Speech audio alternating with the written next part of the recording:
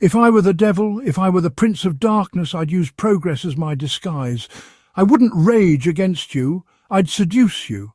I'd trade horns for hashtags and flames for fluorescent screens, and I wouldn't rest until I'd infiltrated every corner of society, but my prize, the one I'd sink my fangs deepest into, would still be the America.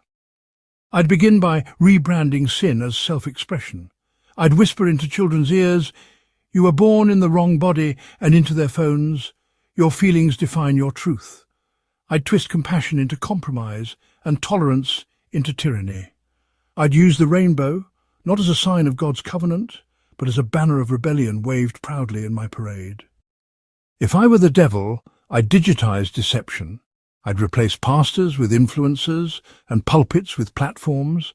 I'd fill minds with artificial intelligence while emptying souls of eternal wisdom. I'd preach salvation through science, immortality through machines, and unity through global governance, and I'd call it progress. If I were the devil, I'd get your children addicted, not to pills and powders alone, but to pixels and porn. I'd keep them scrolling while their Bibles collected dust. I'd sell them virtual pleasure in exchange for real purpose. I'd make sure they never heard the name of Jesus unless as a curse word or a myth. I'd infiltrate your schools with gender confusion, your churches with false teachers, your governments with globalists, and your nations with division. I'd convince pastors to trade prophecy for popularity and sermons for psychology. And then, once I'd silenced the watchmen, I'd move in for the kill.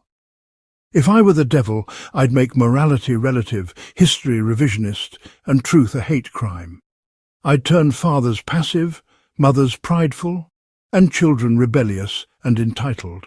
I'd destroy the family, redefine the sacred, and laugh as society crumbled beneath the weight of its own pride.